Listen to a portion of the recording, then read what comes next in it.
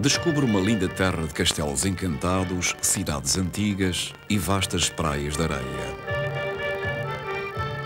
Descubra a história movimentada de reis visionários, de corajosos exploradores e de líderes apaixonados. Descubra um povo orgulhoso das suas tradições, de fé inquebrantável e simpatia genuína. Descubra um país inesquecível.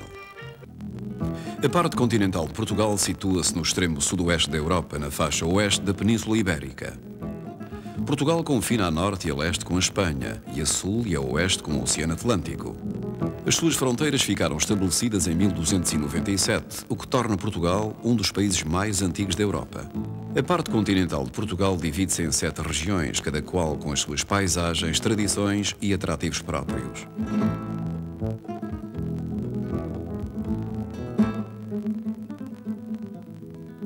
Tem uma população de quase 10 milhões de habitantes, na sua maioria católicos. A capital é a maior cidade de Portugal, Lisboa. Lisboa situa-se na costa ocidental de Portugal, onde o rio Tejo desagua no Atlântico.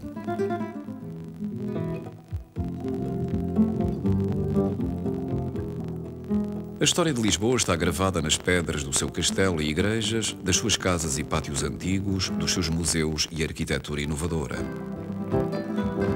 O Castelo de São Jorge ergue-se sobre uma das 7 colinas de Lisboa e forma um elo simbólico com o passado da cidade. Foi primeiramente utilizado como fortaleza romana no ano 200 a.C. e depois como cidadela muçulmana.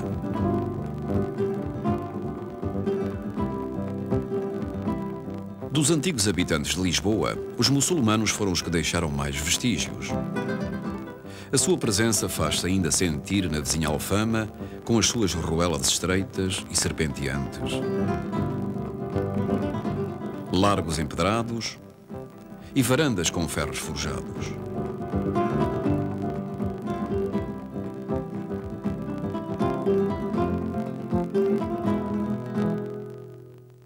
A influência morisca está patente também nos azulejos decorados que enfeitam um grande número de paredes e que representam cenas religiosas, mitológicas ou históricas.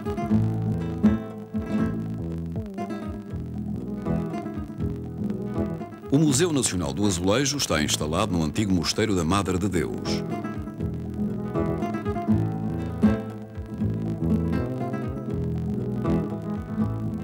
A arte do azulejo continua a evoluir e encontra-se fortemente implantada na cultura portuguesa.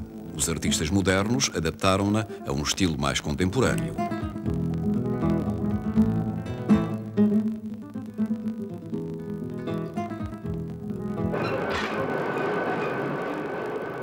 Produzem-se azulejos para venda em muitas fábricas disseminadas pelo país.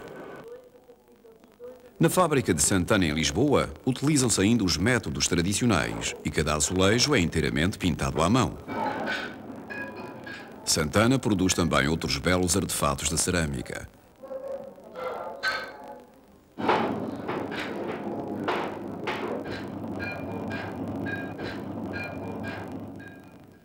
Em 1147, o primeiro rei de Portugal, Dom Afonso Henriques, derrotou os mouros, conquistando Lisboa para a recém-formada nação portuguesa.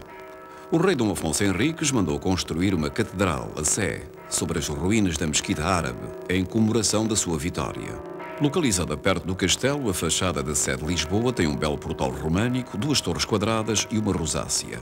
O seu interior eclético tem uma nave românica, várias capelas góticas e um coro barroco.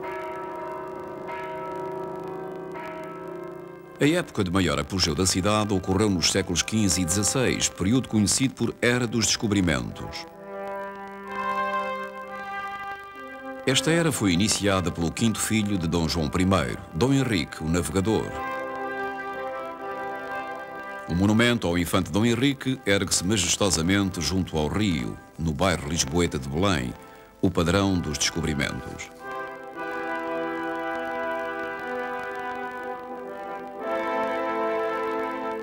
Passados 35 anos sobre a morte do infante, ascendeu ao trono português Dom Manuel I e o seu reinado, de 1495 a 1521, foi um dos mais gloriosos da história de Portugal. Vasco da Gama chegou à Índia. Pedro Álvares Cabral descobriu o Brasil. Fernão de Magalhães começou a sua viagem de circunnavegação e muitos outros exploradores levaram a cultura portuguesa aos cantos mais recônditos do mundo. Durante o reinado de Dom Manuel I, Portugal desenvolveu o seu estilo arquitetónico nacional chamado manuelino. O manuelino é uma mistura de gótico no final e da evolução do flamejante, com uma decoração de raiz naturalista, o que originou um estilo muito peculiarmente português. Um exemplo soberbo do estilo manuelino é o Mosteiro dos Jerónimos, em Lisboa. O mosteiro foi mandado construir pelo rei Dom Manuel I para comemorar as viagens dos descobrimentos. A porta sul do mosteiro, ricamente decorada com motivos religiosos, é conhecida como uma das mais delicadas obras-primas do manuelino. No claustro, um dos mais belos do mundo, fundem-se o gótico, o manuelino e o renascimento. O mosteiro deve o seu nome ao santo protetor do rei, São Jerónimo, cujo símbolo, o leão, aparece com profusão. No interior do mosteiro jazem os restos mortais de Vasco da Gama e do grande poeta nacional Camões. Camões, que viveu no século XVI, escreveu o poema épico Os Lusíadas, que canta a glória dos descobrimentos. A Torre de Belém ergue-se majestosamente na margem do rio Tejo, em frente ao mosteiro. Esta fortaleza foi construída entre 1515 e 1519 para defender a entrada marítima da capital portuguesa.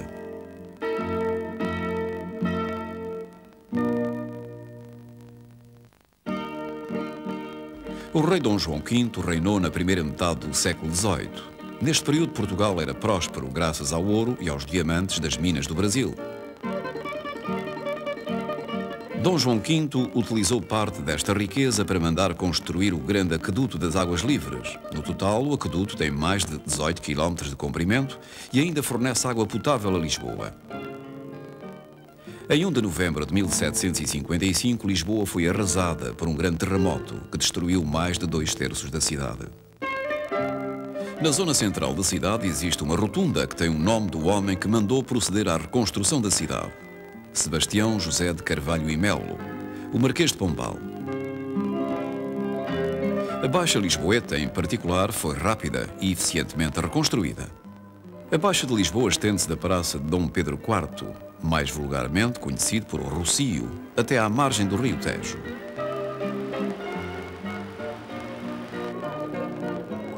Curiosamente, encontramos aqui pessoas de todas as idades dando de comer aos pombos, frequentando as esplanadas dos cafés ou fazendo compras.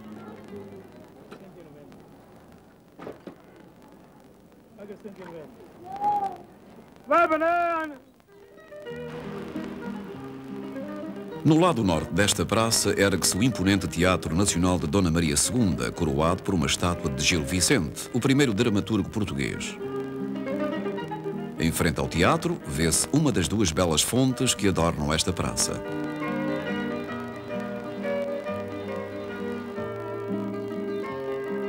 A principal zona comercial de Lisboa, a Baixa, é um quadriculado de ruas ao sul do Rossio. Algumas estão vedadas ao trânsito, o que permite que os diversos artistas divirtam quem passa.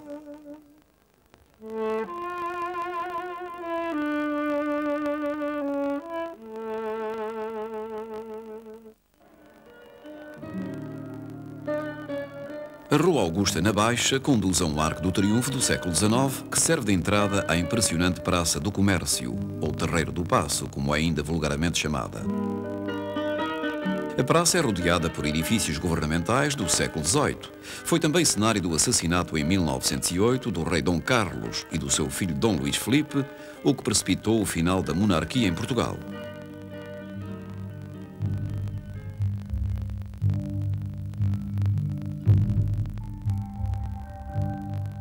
Em 1910, Lisboa tornou-se capital de uma nova república. Debilitado pela instabilidade política, o país sofreu um golpe de Estado militar em 1926.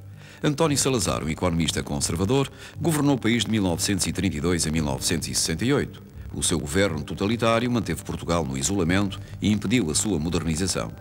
A 25 de abril de 1974, teve lugar uma revolução que pôs fim a 48 anos de ditadura e abriu o caminho para um novo Portugal.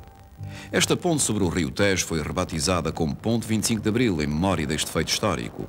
Foi desenhada tendo como modelo a Golden Gate, São Francisco da Califórnia, e é a quarta maior ponte suspensa do mundo. Foi necessário que decorressem 10 anos sobre a Revolução para que surgisse um governo estável que começasse o processo de modernização. Em 1986, Portugal aderiu então à Comunidade Económica Europeia.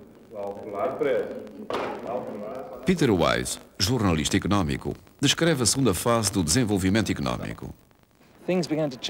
As coisas começaram a mudar de novo em 1987, quando, pela primeira vez desde a Revolução, foi eleito um governo com maioria parlamentar. Esta maioria deu ao governo a possibilidade de pôr em prática amplas reformas que mudaram a forma como a sociedade tinha sido governada desde a Revolução. Uma das maiores reformas que levaram a cabo foi a privatização das empresas que tinham sido nacionalizadas sob a pressão comunista na época revolucionária. A privatização tornou as indústrias portuguesas mais competitivas, o que, associado ao incremento do investimento estrangeiro, teve como resultado um crescimento económico substancial. Por todo o lado surgiram novos edifícios que evidenciam o crescimento económico de Portugal. Centros inovadores como as Amoreiras, um dos maiores complexos comerciais e de escritórios da Europa, e o edifício do BNU transformaram o aspecto de Lisboa.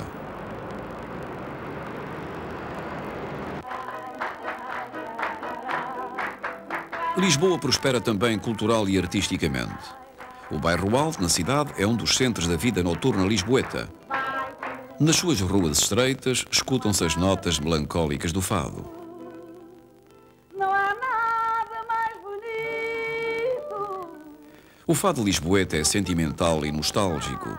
As suas letras, cheias de saudade, e as melodias pungentes são o autêntico sentimento musical do povo. O fado é sempre bem dito.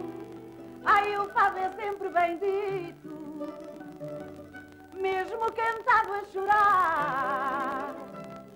O fadista é acompanhado à viola e à guitarra portuguesa, um instrumento de 12 cordas que é descendente do sistro e começou a ser conhecido no século XVIII.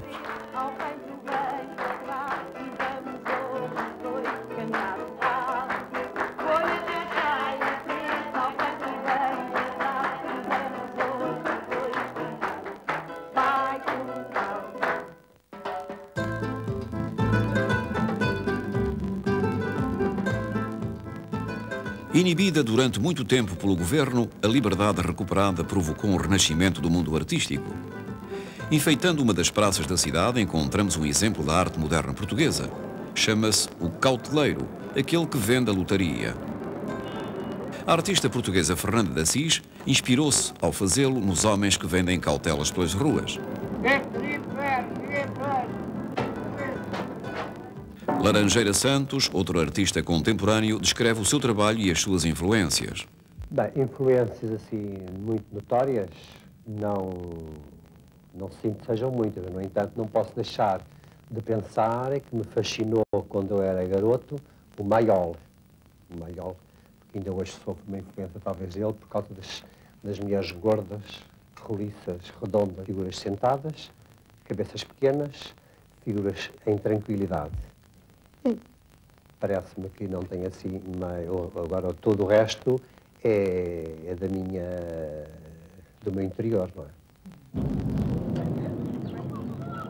Apesar de todas as transformações, Lisboa mantém a qualidade de vida do velho mundo.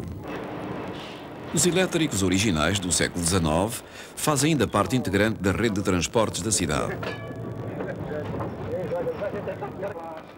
O elevador de Santa Justa, da autoria de Raul Mesnier de Ponsard, foi inaugurado em 1901 e transporta as pessoas da Baixa para o bairro Alto. Há parques disseminados por toda a cidade. O Parque Eduardo VII, situado ao cimo da Avenida da Liberdade, é um dos mais belos.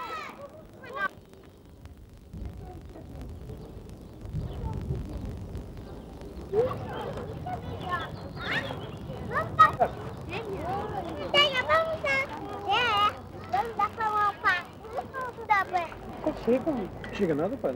Lisboa é rica em pequenos cafés e restaurantes abertos desde manhã até altas horas da noite. O vizinho Oceano Atlântico proporciona uma grande variedade de pratos de peixe. De todos, o bacalhau é o mais apreciado pelo paladar português. Os portugueses inventaram mais de 365 formas de o preparar.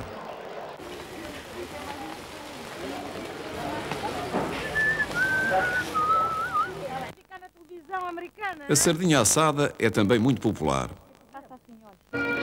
Porco, frango e borrego são também pilares da dieta portuguesa. No Hotel Tivoli, o chefe prepara um prato tradicional, bife do lombo à portuguesa. Põe-se tanto esmero na preparação da comida como na sua apresentação. Para os portugueses, a comida, tal como a vida, é para se gozar pausadamente.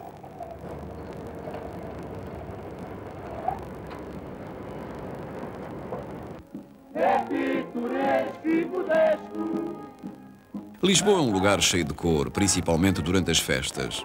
Em junho celebra-se a festa de Santo António, o santo padroeiro de Lisboa. Grupos de todos os bairros de Lisboa desfilam pela Avenida da Liberdade.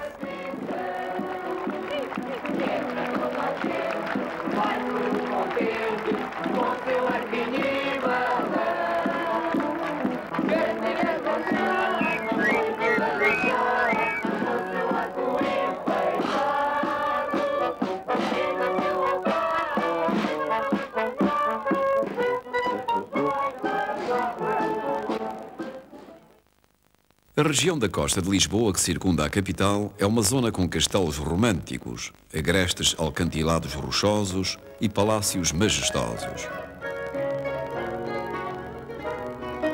A poucos quilómetros a noroeste de Lisboa fica Queluz. Queluz é famosa pelo seu palácio real, construído entre 1747 e 1786, tendo como modelo Versalhes, nos arredores de Paris.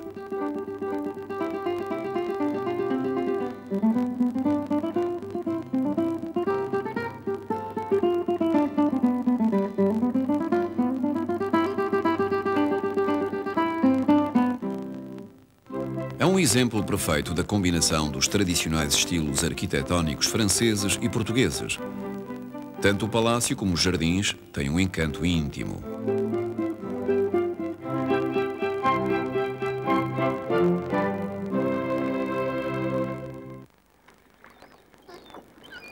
A oeste de Queluz, em direção ao Atlântico, encontramos a pitoresca vila costeira de Cascais. Ao longo de anos, pessoas ricas e famosas instalaram-se aqui, atraídas pela sua beleza. Contudo, o verdadeiro espírito da vila sobrevive entre a comunidade de pescadores. Os métodos de pesca mantiveram-se inalterados durante muitos séculos. De regresso de um dia no mar, os pescadores levam o peixe para a lota para ser leiloado.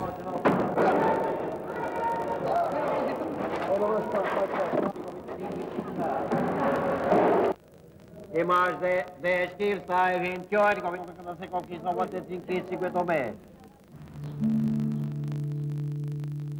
Em Cascais há muitas belas igrejas, entre as quais a de Nossa Senhora da Assunção do século XVIII.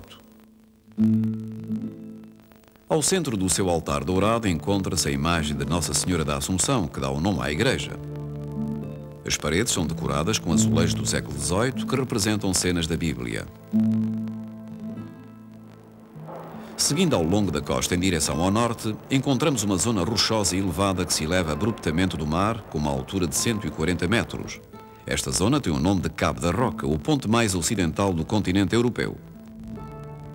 Um farol construído em 1772 guia ainda os navegantes. As palavras de Camões, poeta português do século XVI, evocam a herança dos marinheiros de Portugal. Aqui, onde a terra se acaba e o mar começa. Para leste encontra-se a mais romântica vila de Portugal, Sintra. Os seus bosques frondosos e os grandes palácios inspiraram o poeta inglês Lord Byron, que descreveu este lugar como um glorioso Éden. Sintra alberga vários palácios e o Castelo dos Mouros, construído por volta do século IX e que fica situado sobre 2 cumes da Serra de Sintra.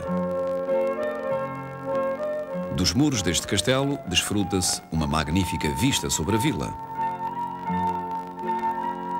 O palácio mais importante da vila é o Palácio Nacional de Sintra. Grande parte do edifício data do reinado do rei Dom Manuel I, que ampliou o palácio, enriquecendo-o com decorações manuelinas. Dominando a vila no ponto mais alto da Serra de Sintra, ergue-se o Palácio Nacional da Pena.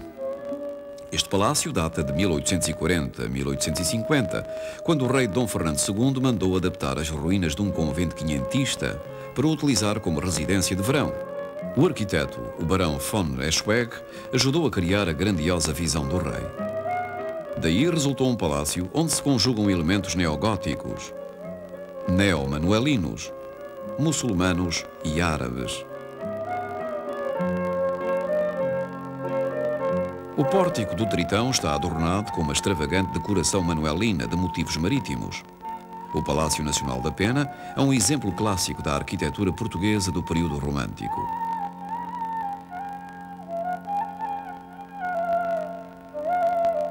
Em torno do palácio fica o Parque da Pena, um dos parques mais belos da Europa.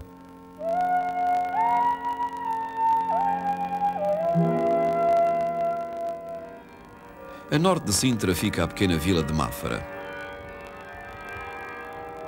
O centro de Mafra é dominado por uma enorme obra arquitetónica, conhecida como o Convento de Mafra. Construído no século XVIII, este complexo compreende uma igreja, um convento e um palácio. A obra de construção necessitou de mais de 50.000 trabalhadores e prolongou-se de 1717 até 1744. O edifício central é uma magnífica igreja barroca. O interior é ricamente decorado com mármore, baixos relevos e 6 órgãos. Os repicos do seu famoso carrilhão enchem os ares.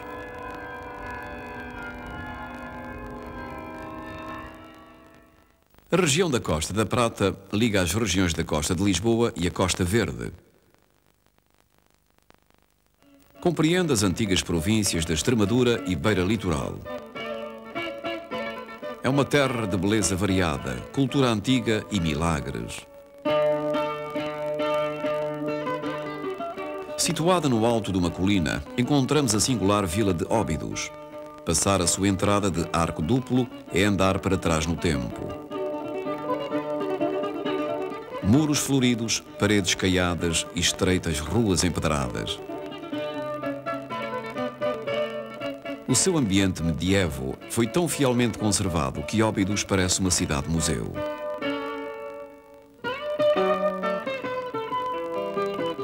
Do alto das suas muralhas observa-se um tapete de telhados coloridos. Só o castelo medieval e o antigo aqueduto quebram a regularidade das casas. Para norte, surgindo inesperadamente no meio da paisagem, encontra-se um dos mais impressionantes monumentos de Portugal, o Mosteiro de Santa Maria da Vitória, situado na Vila da Batalha. Este imponente mosteiro, muito trabalhado, é uma obra-prima do gótico português.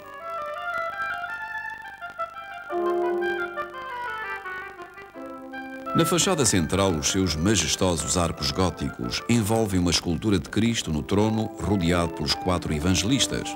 O interior da igreja está dotado de elegantes tetos em abóbada. Na capela do fundador encontram-se os túmulos do rei Dom João I, da rainha Dona Filipa de Lencastre e dos seus filhos, o mais famoso dos quais foi o infante Dom Henrique, o navegador.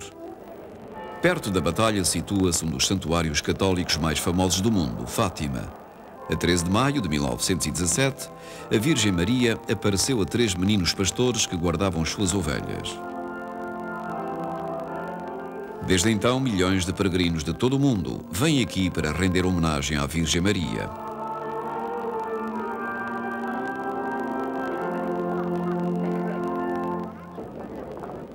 Atualmente, pode ainda ver-se muitos crentes caminhando de joelhos até à Basílica. Ao lado da Basílica fica o coração do santuário, a Capela das Aparições. É aqui que, segundo se afirma, apareceu a Virgem Maria. A norte de Fátima, em plena paisagem verde ondulada, ficam as ruínas de uma cidade romana do século I. Conímbriga é o mais vasto local de ruínas romanas escavado em Portugal. Restos de casas surpreendentemente grandes, espantosos pisos de mosaico, banhos públicos e um aqueduto estão cuidadosamente preservados.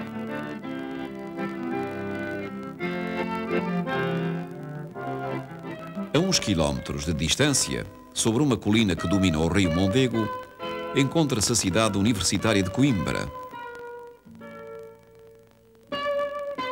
A universidade, fundada primeiro em Lisboa em 1288 e transferida para Coimbra em 1308, é a mais antiga de Portugal. Uma estátua do rei Dom João III, que mudou de novo a Universidade de Lisboa para Coimbra em 1537, ergue-se no centro do pátio.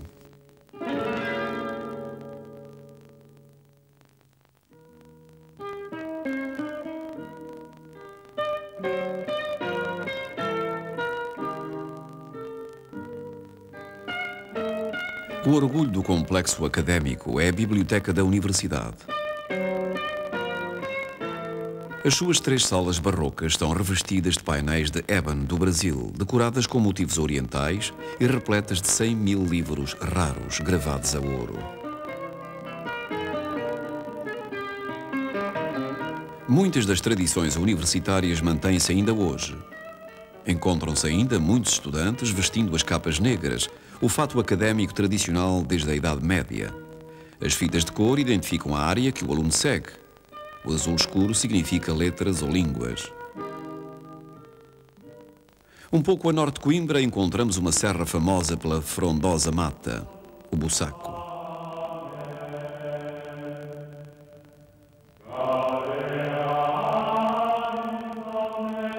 Esta mata é um legado dos monges carmelitas que construíram nela um mosteiro em 1628. A presença dos monges contribuiu para enriquecer a mata. Introduziram na zona bordos, loureiros e cedros mexicanos, variedades trazidas do Novo Mundo por navegadores portugueses.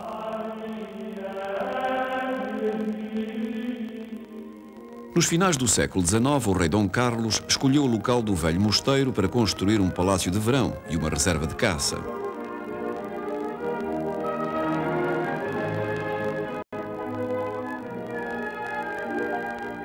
O interior é profusamente decorado. Os painéis de azulejos que embelezam as paredes representam cenas da Batalha do Bussaco. Em setembro de 1810, as tropas portuguesas e inglesas, sob o comando de Lord Wellington, derrotaram as forças francesas lideradas pelo Marechal André Massena. Esta derrota decisiva acabou com as pretensões napoleónicas de conquistar Portugal. O palácio, agora transformado num grande hotel, alberga uma grande adega, onde se guardam os melhores vinhos do Bussaco. Seguindo junto à costa para norte, encontramos uma velha cidade descrita como a Veneza de Portugal, Aveiro. As proas aguçadas destes barcos podem encontrar-se em todos os canais que cruzam a cidade. Estes canais vão dar a uma grande laguna, a Ria de Aveiro, que penetra muito para o interior. Estes coloridos barcos são utilizados para recolher algas como fertilizante. Há séculos que os pescadores daqui vivem do mar. A sua pesca diária é vendida todas as manhãs no mercado local.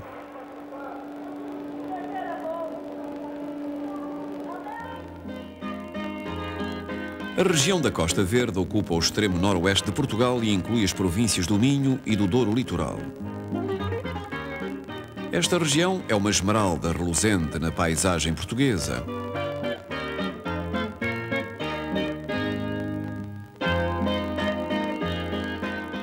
A província do Minho é uma terra rica em folclore, artesanato e festas tradicionais.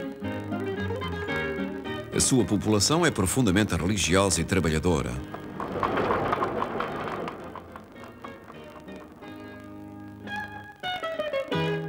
A encantadora cidade de Viana do Castelo, perto da fronteira norte de Portugal, ilustra perfeitamente o encanto da província. Viana alcançou a sua máxima prosperidade com o comércio no século XVI e muitos dos seus edifícios mais importantes são desse período.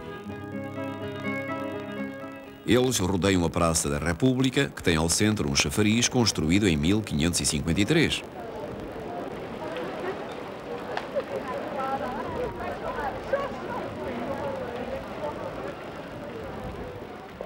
A leste da fonte fica a antiga Câmara Municipal, construção do final do gótico do século XVI.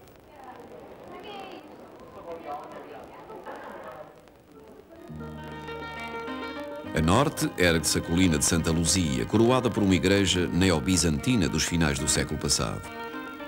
O Templo de Santa Luzia foi construído à semelhança do Sagrado Coração de Paris. A sul de Viana do Castelo encontra-se a pequena cidade comercial de Barcelos. Localizada na margem do rio Cávado, é conhecida não só pelos seus monumentos históricos, pelos seus belos jardins e pela feira artesanal semanal, como é também o lugar de origem do símbolo português da boa sorte, o Galo de Barcelos. Reza a lenda do século XIII que um homem condenado injustamente disse a um juiz que um galo assado se ergueria e cantaria para provar a sua inocência. Para espanto do juiz, isso sucedeu e o homem foi posto em liberdade.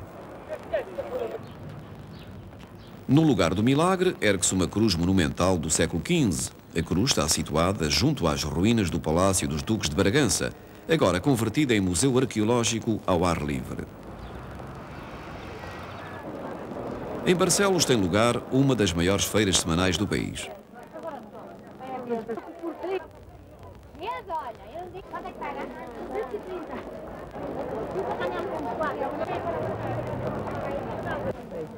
Meu amor, é certo, com uma de graça, eu faço anos.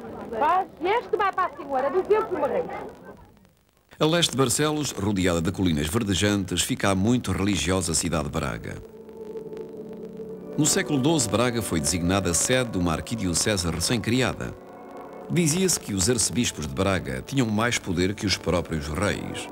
Deixaram como legado magníficas igrejas e palácios. Impregnaram também a cidade do espírito religioso que se faz sentir ainda hoje.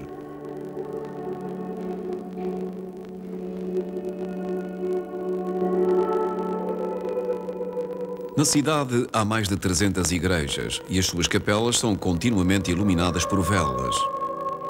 As lojas próximas vendem todo o tipo de artigos religiosos. A igreja mais antiga e mais famosa é a Sé. A Sé é um edifício impressionante, com um elaborado pórtico gótico de delicadas colunas.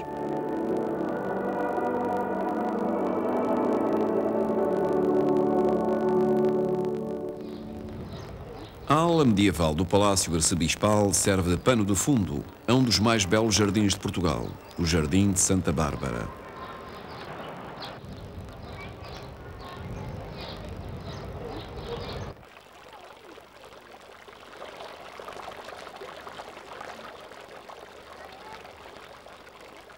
A população de Braga é considerada muito religiosa. A sua fé mostra-se sobretudo nos atos festivos, em honra do santo padroeiro da terra, São João. Esta celebração tem lugar em junho. O ato principal é uma procissão durante a qual se levam pelas ruas da cidade a imagem do padroeiro acompanhada de outras imagens religiosas.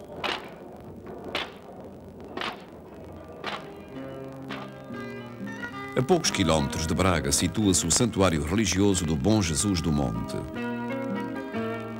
O complexo é formado por uma monumental escadaria barroca que conduz a uma igreja neoclássica. A escadaria é profusamente decorada com capelas e fontes e rematada com um belo jardim ornamental. A igreja em si é obra do famoso arquiteto de Braga, Carlos Amarante.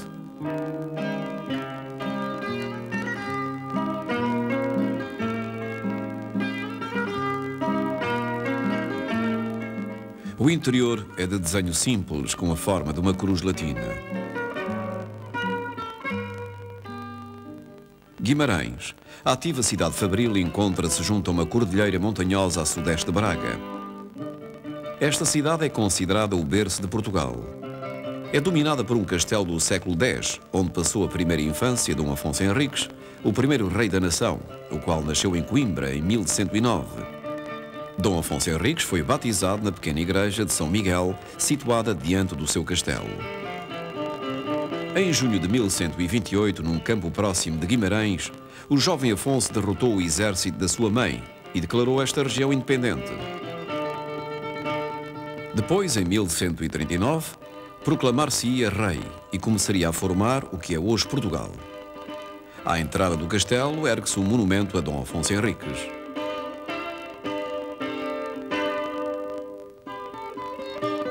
Perto do castelo encontra-se o Palácio dos Duques de Bragança. Este palácio do século XV foi construído pelo primeiro duque, Dom Afonso. Atualmente, o palácio é um museu que reflete a forma de viver dos aristocratas portugueses do século XVI.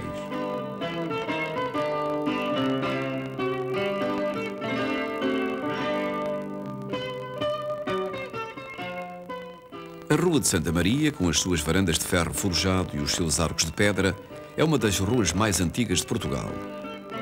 Conduz à Praça da Oliveira, que assinala o lugar onde o guerreiro visigodo do século VII, Vamba, foi confirmado rei.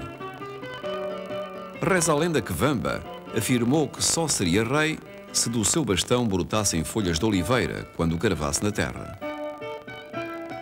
Esta igreja de Nossa Senhora da Oliveira foi construída em recordação deste milagre. Diante da igreja, confirmando a lenda, há uma oliveira.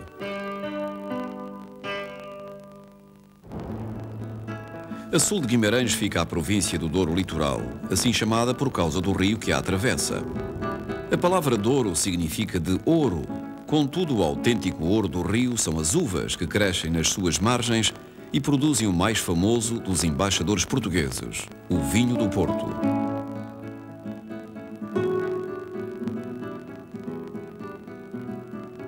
As uvas destinadas à produção do vinho do Porto só crescem nas vinhas situadas na parte superior do curso do Douro.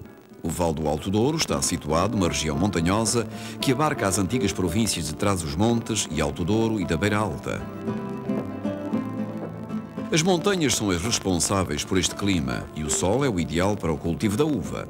Horas incontáveis de trabalho manual foram necessárias para criar estes chocalcos para o cultivo da vinha.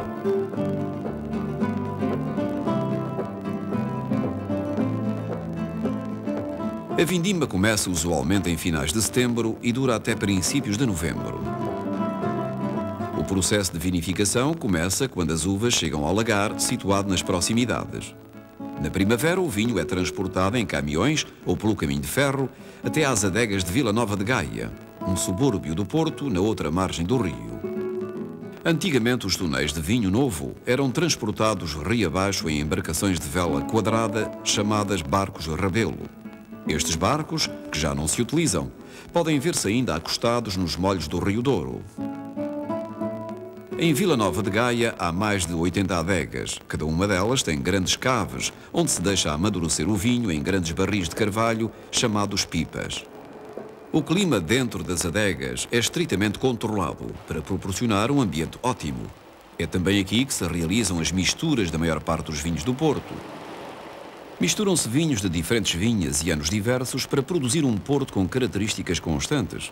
Estes vinhos do Porto, misturados, são a base da indústria do vinho do Porto, mas os mais famosos são os de colheita. Fátima Andrade Sandman explica a diferença entre um vinho de colheita e um vinho do Porto normal.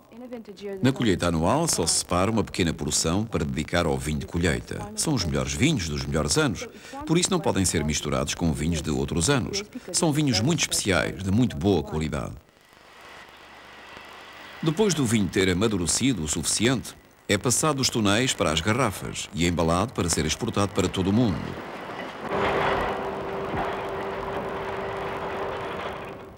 Porto, a cidade que deu o nome não só ao famoso vinho, como também à zona, situa-se junto à foz do Rio Douro.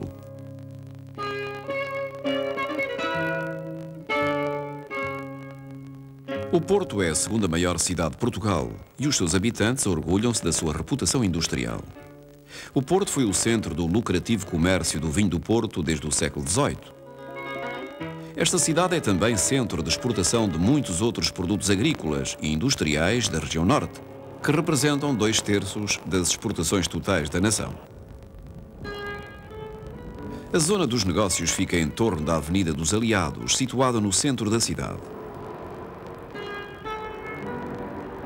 Subindo a avenida, somos levados à Câmara Municipal, um impressionante edifício neo-renascentista que domina os arredores. A oeste da Câmara eleva-se o monumento histórico mais proeminente da cidade, a Torre dos Clérigos. Esta torre de granito do século XVIII, de 6 pisos e 225 degraus, é a mais alta de Portugal. A sul da torre fica a Catedral, com as 2 torres gêmeas, com um aspecto de fortaleza. Foi construída no século XII, mas foi muito modificada. No seu interior, tem um claustro do século XIV, revestido de painéis de azulejos.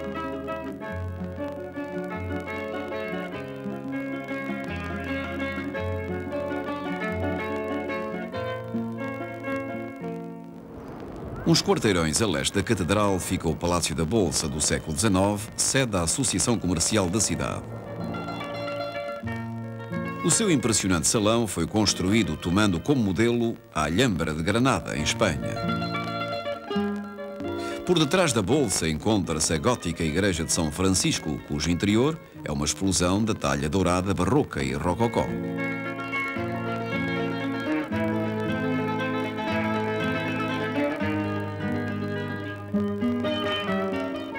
Situada perto da margem do rio, uns quarteirões a sudeste da igreja, fica a parte mais velha da cidade, chamada Cais da Ribeira. A pitoresca ponte de Dom Luís liga diretamente o Porto a Vila Nova de Gaia. Esta ponte de ferro, de 2 níveis, foi construída em 1886 por um discípulo do famoso engenheiro Gustave Eiffel. Apesar da sua fama de cidade trabalhadora, as pessoas do Porto encontram ainda tempo para se divertirem, em especial durante as festas da cidade, em honra do seu patrono, São João, em junho. Seguindo uma tradição de anos, as pessoas saem às ruas e batem nas cabeças umas das outras com alhos porros, ou atualmente com martelos de plástico.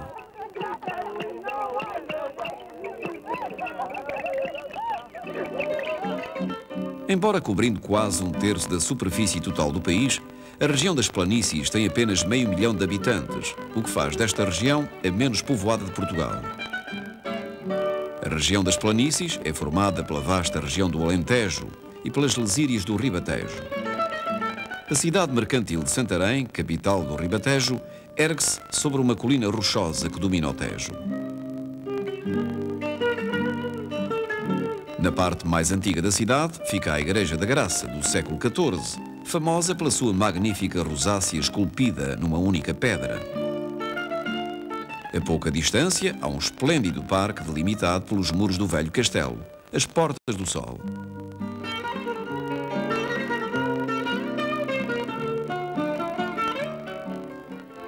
Durante o verão, Santarém acolhe uma das principais feiras agrícolas da Europa. Esta feira é uma amostra da indústria que proporciona 1/3 do sustento da população portuguesa. A Feira do Ribatejo é também uma festa para as orgulhosas pessoas desta região.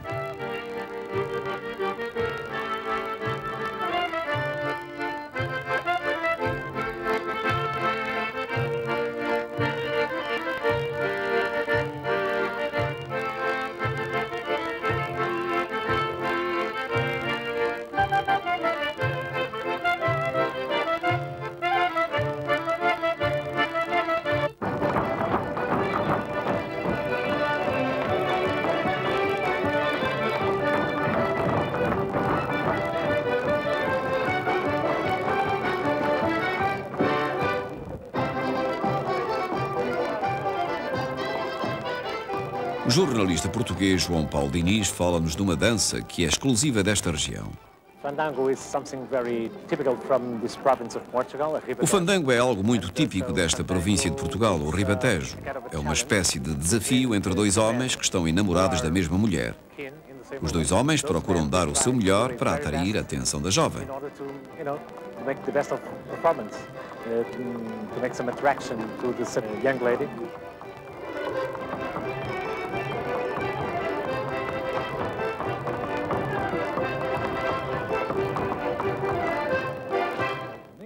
O ato principal da feira é um espetáculo que enche o coração de muitos portugueses, a tourada.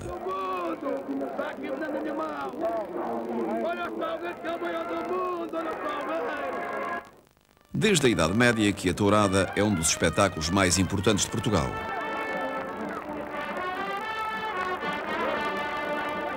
Em Espanha, o matador domina o centro da arena, mas em Portugal os lidadores, ou peões de brega, têm uma importância reduzida. O papel principal é desempenhado pelo bandarilheiro ou pelo cavaleiro, muito hábeis, envergando um fato do século XVII. O cavaleiro faz a entrada na arena, abre-se a porta do curro e o touro arremete. O cavaleiro brinca com o touro para o enfurecer. Numa série de sortes, deve colocar várias bandarilhas no cachaço do touro. O cavaleiro tem de treinar durante muitos anos com o seu cavalo para conseguir dele a resposta em segundos e a coragem necessárias para alcançar o êxito.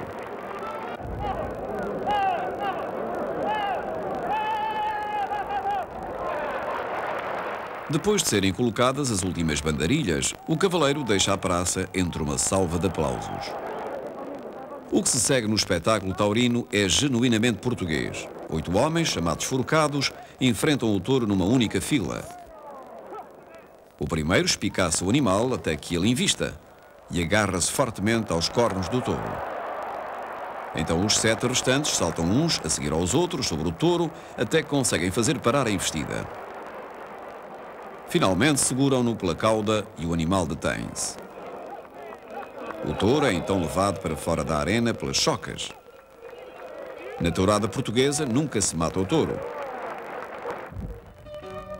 A sudeste de Santarém, no coração da região do Alentejo, fica uma das cidades mais antigas de Portugal, Évora. Rodeada de muralhas, Évora é um dos exemplos mais salientes da arquitetura medieval portuguesa. O monumento mais famoso e antigo é o Templo de Diana, que data do século II ou III. A fachada e o chão do mosaico desapareceram, mas a maior parte das colunas coríntias de granito sobreviveram. Perto do templo encontra-se a sé ou catedral, num misto de estilos gótico e românico. A fachada principal é flanqueada por 2 curiosas torres desiguais. Os apóstolos, que fazem guarda a ambos os lados da igreja, são obras-primas da escultura medieval portuguesa. O Largo das Portas de Moura é uma praça pequena e antiga a pouca distância da catedral. A fonte, no seu centro, foi construída em 1556. O centro vital de Évora é a Praça do Giraldo.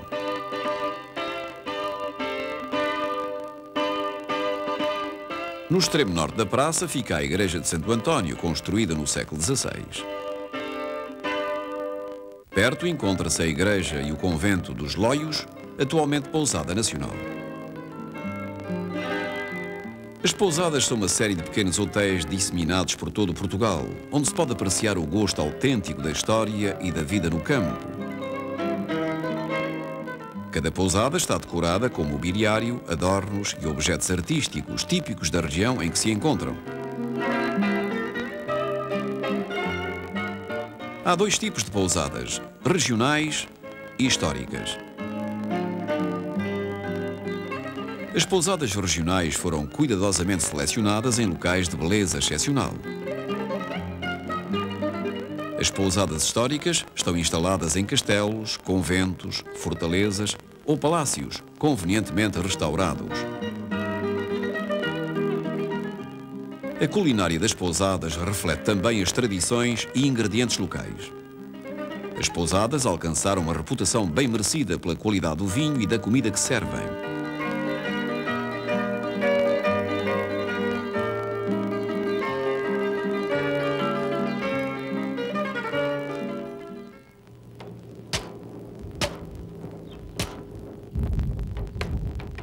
Na estrada que segue para Reguengos de Monsaraz, centro artesanal a leste de Évora, um homem fabrica cestos usando técnicas transmitidas de geração em geração.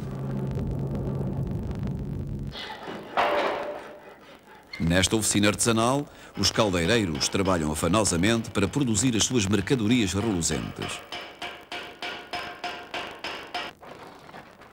Na fábrica artesanal de lanifícios, tecem-se tapetes tradicionais. Esta fábrica é uma das poucas onde se utilizam ainda as técnicas tradicionais.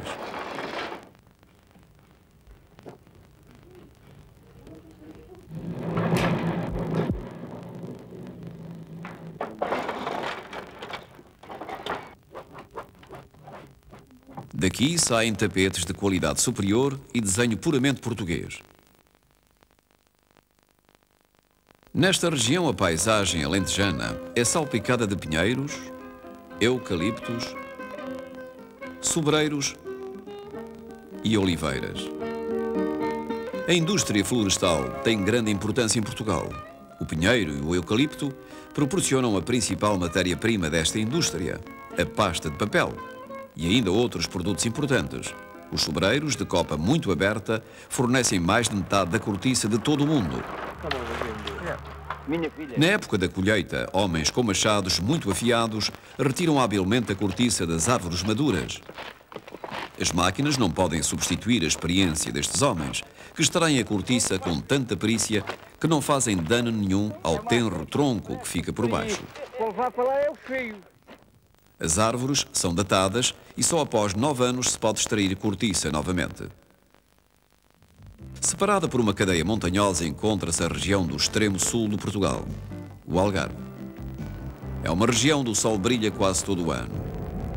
Durante séculos, a economia local baseou-se na agricultura e na pesca.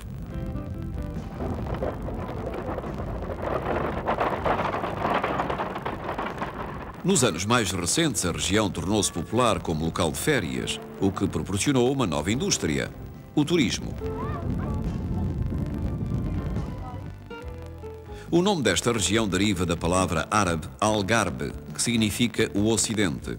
Outros sinais visíveis da permanência árabe são os nomes de localidades iniciados por prefixo al.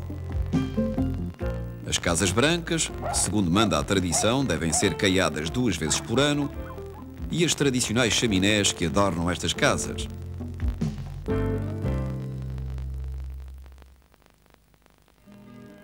Localizada no coração do Algarve, a antiga cidade de Silves foi a capital mourisca do Algarve. O ambiente medieval foi preservado em Silves. O seu castelo teve origem no século IV a.C. As modificações feitas pelos muçulmanos realçaram a sua estrutura e deram-lhe a forma atual. A Sé, ou Catedral de Silves, foi construída nos séculos XII, XIII. A igreja, com as suas frestas, gárgulas, merlões, piramidais e o seu interior igualmente impressionante, tem considerável interesse arquitetónico. A atual capital do Algarve, situada a sudeste de Silves, é Faro. O Arco da Vila, do século XVIII, é a entrada da parte antiga da cidade. A umas centenas de metros para norte encontra-se uma das igrejas mais belas de Faro, a Igreja do Carmo. O interior é ricamente decorado com talha do século XVIII. Passando por uma porta lateral, encontra-se a macabra Capela dos Ossos.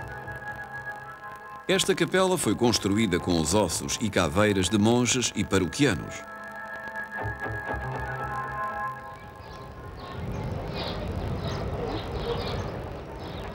Faro é a porta de entrada para o resto do Algarve. Esta região é famosa pela sua olaria. Na Vila de Porches, a oeste de Faro, os artesãos locais dão continuação às pinturas de há séculos.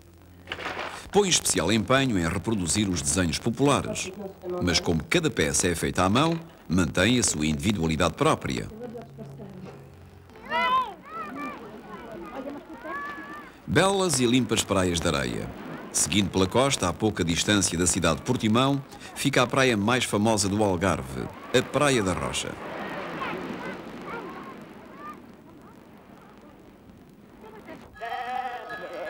Mas para o interior encontramos uma paisagem salpicada de pequenos prados.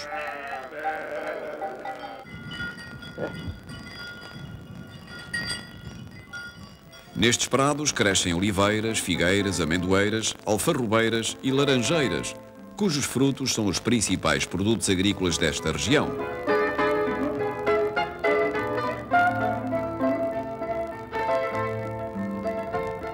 Lagos é uma bela cidade portuária com uma história rica. Na época dos descobrimentos, foi um importante estaleiro e o porto de onde partiram as primeiras embarcações. Perto do porto ergue-se a estátua do infante Dom Henrique, o navegador, o dirigente dos primeiros navegadores. Embora a maioria dos edifícios desta época tenha sido destruída pelo terremoto de 1755, ainda restam exemplos dessa idade do ouro, como a igreja de Santo António, que alberga no seu interior uma exuberante obra-prima de talha dourada e azulejo do século XVIII.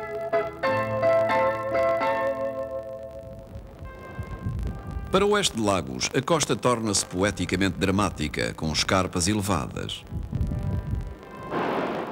Desde a pré-história, subsistiu a crença de que a península de Sagres era o local onde dormiam os deuses. Muitos creem que foi neste promontório que o infante Dom Henrique estabeleceu a sua escola de navegação no século XV.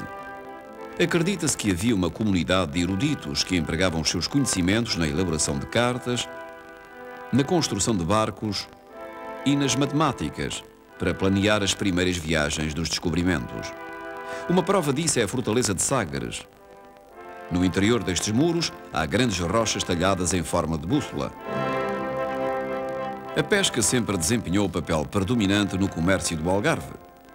Os homens lançam as suas longas linhas ao mar do cimo das escarpas. A poucos quilómetros da fortaleza encontra-se o ponto mais a sudeste da Europa, o Cabo de São Vicente. Antes da era dos descobrimentos, pensava-se que este cabo era o fim do mundo. No alto do cabo ergue-se um farol que é o segundo mais potente da Europa. Esta torre branca, coroada de vermelho, projeta um feixe de luz que penetra quase 100 km no mar. E quando cai a noite, as falésias que rodeiam o cabo convertem-se num dos lugares mais tranquilos da Terra. Todas as tardes o sol mergulha suave e majestosamente no imenso mar.